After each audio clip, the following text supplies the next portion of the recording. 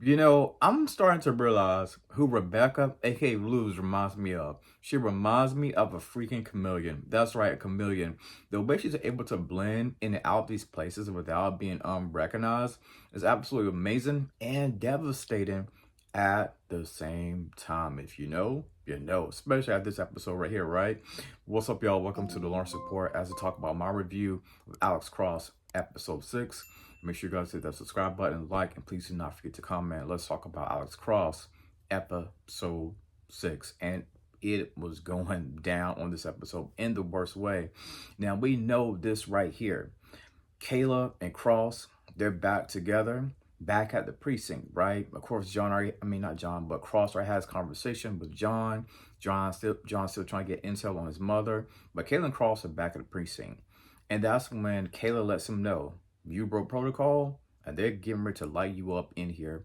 But then he clocks her team. He's like, well, what were you doing with Bobby Trey, right? Like you would a killer yourself. You know what I'm saying? So Kayla still haven't exactly came to terms and telling Cross the truth about what's going on with her. But back at the precinct, we know that Roy and Chief Anderson, right? Roy tells Cross, you know, we about to assign another partner to the case, right? And he's basically trying to dog Cross out in front of everybody. But that's when Anderson steps in. It's like, yo, cool your jets, because if it wasn't for Cross, you wouldn't know the information that we have now. And also, I forget that one lady named the white officer. I know if DeMarcus is watching the video, he probably remembers that lady name. But if we remember her from back in season 1, right? She stepped up to the plate also for Cross. So even though everybody was trying to, not everybody, but I guess you could say Cross boss is trying to rally against him, the rest of the team is still behind Cross. Now we know this right here. We know this right here. When it comes to Rebecca and the land of flowers, right?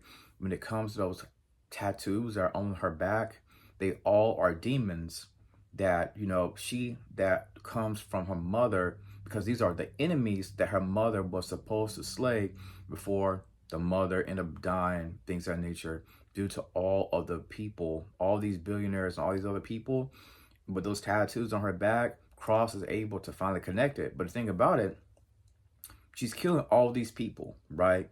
They are literally all in order. All in order. Even the senator, he realizes that, you know, when it comes to his upbringing, you know, as he went through school, his mother basically would tell him a lie this entire time, right? Because Rebecca reveals the truth to him as well. So now Cross, like I said before, is able to connect all of these dots right here. And there is one main guy who's next on Lou's hit list, Jelani. Jelani is also the best friend of Duran. We know that Jelani is about to get married, right? Cross tries to get to the wedding in time. It didn't go so well, right? Jelani's about to get married, and Duran kept saying, "Don't worry about this right here. You're heavily protected. Nobody can get in here, right?" But Rebecca, we saw Rebecca dressed as one of the women that was dancing, you know, in the blue. She came out of nowhere. She slashed the throat, because Rebecca is seeing all these people, aka Luz. We know she's on this killing spree. She's on this revenge plot storyline for everybody that did her mother wrong when it came to her mother suing the company. And now she's on this hell-bent killing spree.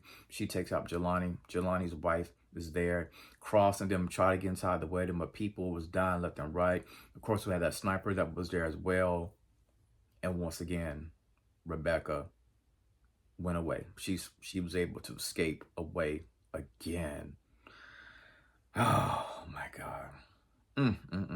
A chameleon, y'all. A chameleon. Like an absolute chameleon, man. She's really one of one. Like, she's so dangerous. But let's talk about Kayla as well. Now, when it comes to Kayla and Bobby Trey, we know that Kayla gets the woman who was basically an old friend. They both was running those experiments allegedly back in the day. Kayla claims to be a good girl, but the truth comes out, right? And Kayla needs that intel. And while she's trying to, you know, get the intel from that other lady, her former partner, who basically covered up the face, some DNA, and it was actually her, basically.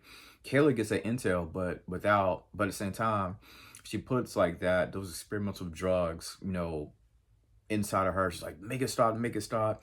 Bobby Trey here's the backstory, right, when it comes to Kayla. And Bobby Trey is affected by this. He's dropping the MF bomb like left and right. He calling them dirty, y'all some terrible people. And I think for Bobby Trey, this was PTSD for him because he says that when he went to the military, it was revealed that he went to the military, he wants to be a good guy, but the military turned him into a bad man, who has a bad past. You know what I'm saying?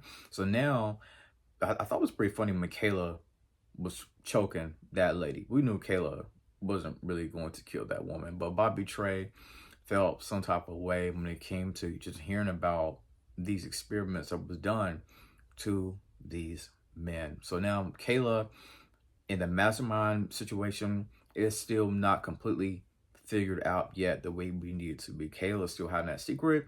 I did think it was kind of funny when Felicia, the woman that was being interrogated by Kayla, called Kayla a pick me because Kayla tried to reverse the script. She tried to make it seem like she was a good girl, that, that this wasn't my fault when it came to these experimentations on these men, but Felicia clocked it. Felicia said, listen, sweetheart, be honest.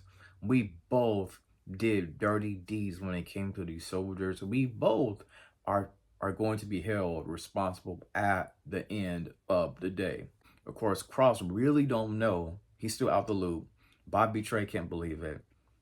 And that all that right there remains to be seen. For Bobby Trey, we know that he went into the military wanting to be a hero, right? Wanting to be a good guy. But somehow, some way, throughout his time in the military, they turn him into a weapon. He feels like now he's being used as a weapon. Even with Kayla, you can say Kayla is basically using him as a weapon, the same way he was used as a weapon in the military. Now, we got to talk about L. I want to talk about L. When it comes to L, Cross is back, and he was like, well, I was in a car accident. Elle knows Cross better than anybody, and she knows that that wasn't a lie. And she realizes, they need to have this conversation. And the conversation is about her being around and how it's slightly confusing when it comes to her relationship, the children, Cross is all confusing because, unfortunately for Elle, she's just playing a Mamie role this season right here, right? And she's like, listen, I have to move on. It's too confusing. Cross is like, you sure this is what you want to do? She's basically saying, I have no choice.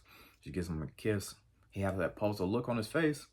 Elle walks out the door. And that's really the right thing to do, right? Because Cross is over here frolicking with Kayla, allegedly, right? Well, not allegedly, but they did. And now, Elle, she's trying to move on with this dude named Trevor, but the kids are confused because the kids are thinking that everything is peaches and cream. It's not, right? And I don't know if it's me, but I'm just not getting enough information when it comes to John and the situation to John with his mother, right? We know the mother, Donna, is locked up. And, he's getting bits and pieces of the case, but it's not enough in my personal opinion.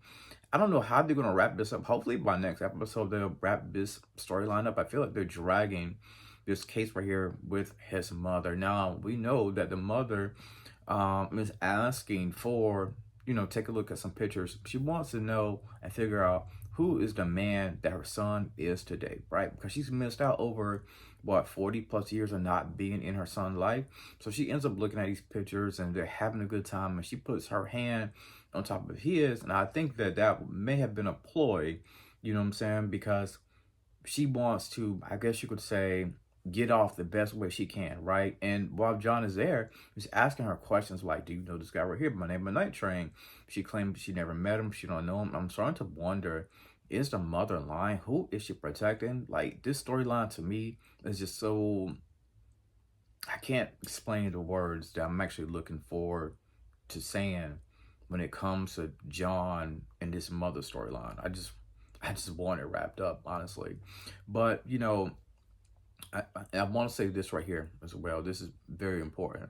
I'm glad Cross was able to connect all the tattoos, from the lawsuit and things of that nature right there that Rebecca's mom had against the company, Duran and them. You know what I'm saying? Like, all of that is starting to make sense more than ever because, again, she's going by one in a particular order, killing all of her victims.